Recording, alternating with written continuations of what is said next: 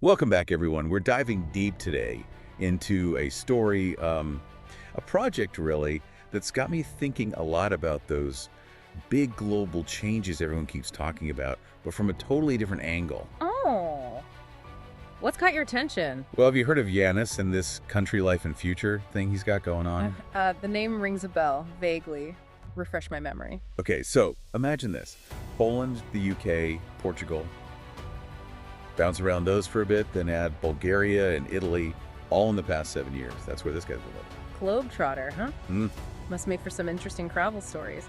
But how's that tie into, what was it, country life? Yeah, country life and future. And that's the thing. You don't live in that many places without picking up on how different cultures tick, you know? I feel like he's onto something about how these big global trends, they actually land on regular folks in ways we don't always see. Okay, I'm starting to see the connection. It's like a ground level view of globalization, but with a focus on, well, country life specifically.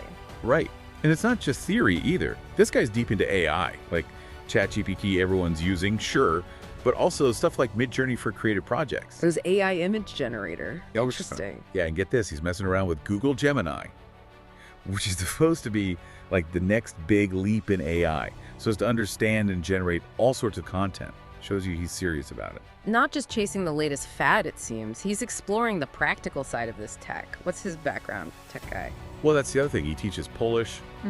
He even helps people learn languages better in general. So we've got this AI expert who's also a language whiz. Okay, now that is an unusual combination. Makes you wonder how those two things connect in his mind. Like, or language is another form of technology for him, a way to bridge those cultural gaps. And that feeds into his country life and future idea. Right. If you're trying to build a future where living outside the city actually works, you got to have those community connections, both local and global. Languages fit right in there. Fascinating. So we've got this global citizen, tech-savvy, language enthusiast. What else? There's got to be more. Oh, there's more. Hold on to your hat. Before all this, he ran a restaurant in Warsaw. Whoa, wait, a restaurant? Talk about a 180. Right. That tells you something about his adaptability, I think. Running a restaurant, it's not just cooking. It's people skills, problem solving on the fly, all that good stuff. Resilience, for sure. And that's got to be useful when you're trying to build something new, like this country life project. And it gets wilder. Ready for this? He also consults on, get this, online business strategies. Wow. And something called neurology-based personal development. Neurology? Yeah. Like brain science. What's that got to do with anything? That's what I thought. But apparently he's digging into how our brains work, how we learn and grow. Maybe he's trying to bridge that gap between, like, ancient wisdom and modern science. Now, that's something I'd love to unpack. It's like he's got all these puzzle pieces from different fields. Yeah, exactly. And here's the piece that really makes him stand out from all the other futurist types. His expertise is rooted in specific places. Poland, the UK, Bulgaria, Italy, Portugal. And he's got a deep understanding of the Slavic world in general. So his take on geopolitics isn't just theoretical, it's coming from lived experience in these very specific regions. That changes things, doesn't it? Totally. Makes his perspective on, say, the future of rural Europe much more grounded than someone who's just read about it in a book. Absolutely. Adds a whole layer of credibility to his work. And it's interesting how that regional focus connects to his advice on real estate. You said he helps people find property in rural areas. Yeah, and that's what I find so intriguing. We've got this trend of folks wanting a simpler life outside the cities, right?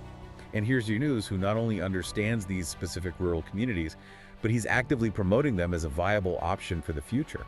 Makes you wonder if he's tapped into something bigger. Is he just riding a wave, or is this a sign of a deeper shift in how we think about living and working? $1 million question. Yeah. And to get to the bottom of it, I think we've got to break down this country life and future project a bit more. Let's do it. What are the core ideas, and what makes his approach so different?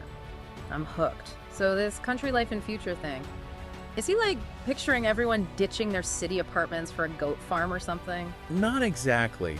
I mean, he's not pushing for some mass exodus to the countryside. It seems more about making rural living, well, a real option for people who actually want it. Okay, but how do you make that happen? Rural areas, they've got their challenges, right? Right, and that's where the whole tech angle comes in. Remember all that AI stuff we talked about? He seems to see it as a way to level the playing field for rural communities. I can see that. Like telemedicine, for example. If you can get a specialist consultation online, suddenly living miles from a hospital isn't such a big deal. Exactly. And AI can go even further. Think about personalized learning platforms. You can get a top-notch education no matter where you live if the tech is good enough. And for businesses, those AI-powered marketplaces could connect rural artisans and entrepreneurs with customers worldwide. It's like breaking down those geographical barriers. He's not trying to turn back the clock. Right. It's about using technology to help rural communities thrive in the 21st century. It's that blend of old and new again. Like, you know how he's into those ancient wisdom traditions? I bet he's also looking at things like permaculture. Permaculture. Remind me what that is again. It's like designing your farm or garden to work with nature, not against it. Super sustainable, and it's been practiced for centuries. Ah, got it. So he could be combining those ancient techniques with modern technology for food production. That's a cool idea. It really ties into that holistic approach he seems to have. Like, it's not just about tech, it's about people, communities, the whole ecosystem. And it's not just talk. Remember, he's also doing real estate. He's actually out there finding properties that fit this vision of sustainable rural living. So he's putting his money where his mouth is, so to speak. That's pretty impressive commitment. It is. But it makes you wonder, what's his definition of success here? What does a thriving rural community actually look like to him? Right, it's got to be more than just like escaping to the country and being self-sufficient. What about those social aspects, the sense of belonging, purpose, all that? And that's probably where his psychology background and that language stuff come in. Yeah, think about it. He could be figuring out ways to create meaningful work in these rural areas, build strong social connections, encourage cultural exchange. Those are key ingredients for a healthy community. And if you want a community open to new ideas, well, you need people who can communicate across cultures. Languages are essential for that. It's like he's building a mini version of that global village idea, right? Yes. But grounded in a specific place with real people. I love that. Me too. But let's be real. There have got to be some serious roadblocks with all this, right? You can't just wave a magic wand and fix rural decline. Oh, absolutely. We're talking infrastructure challenges, access to healthcare and education, economic disparities. These things don't disappear overnight. And can this model even work on a larger scale? Or is it only for a small group of, like, super tech-savvy folks? Tough questions, for sure. He's got to figure out how to make this accessible to everyone, not just the privileged few. And then there's the whole tangle of local regulations and policies to navigate. Yeah, it's a huge undertaking. But honestly, the more we learn about Janus, the more I'm struck by his optimism, you know? Like, he genuinely believes we can solve these problems. It's refreshing, isn't it? He's not just throwing his hands up in despair. He's rolling up his sleeves and saying, okay, here's the mess, let's figure it out. And he's doing it by pulling together these seemingly unconnected things. Tech, ancient wisdom, community building. He's got this big picture view that's really impressive. It's like he's saying, hey, the world's changing whether we like it or not, so let's use our brains and our hearts to steer it in a good direction. And that's a message I think we can all get behind, even if we don't all end up on a farm. It really makes you think, what would it take to build that kind of future, not just for rural areas, but for everybody? Yeah, that's the big question, isn't it? And Janus's whole approach, it kind of gives us some clues.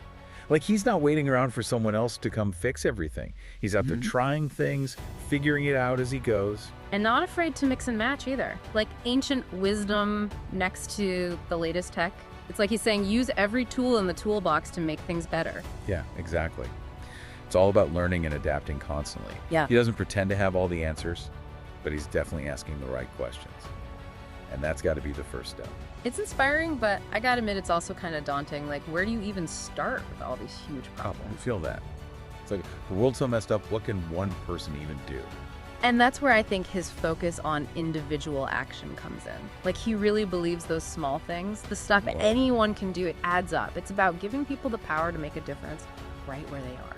So maybe it's not about trying to fix everything at once, but just focusing on what you can do today, right here, right now, to make things a little bit better. Exactly. Start with what you love, what you're good at, what's around you. Maybe it's helping out at that community garden down the street, or starting a little language exchange thing with your neighbors, or even just thinking twice before you buy something, you know? And passing it on, too. Yeah. Like, the more we learn, the more we can share and get other people excited about making a change. It's like planting those little seeds that can grow into something much bigger. Exactly. And who knows, maybe someday those seeds will grow into a future where those rural communities are thriving and technology is actually helping us live better lives. And we're all connected, like really connected by that shared purpose. Like, we're all in this together. It's a beautiful thought. And Honestly, Janice's whole story, it's like a roadmap for how we might get there. It's about opening our minds, embracing the changes, and working together to build that future we want to see, the one that works for everybody. Reminds us we all have a part to play in making it happen, and even with all the craziness in the world, there's always room for hope, for new ideas, for just connecting with each other as humans. Absolutely. So, as we wrap up this deep dive, I'm walking away feeling both inspired and hopeful.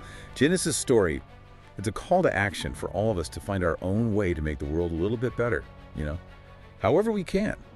Couldn't have said it better myself. Whether it's through our work, our passions, or even just the choices we make every day, we can all make a difference.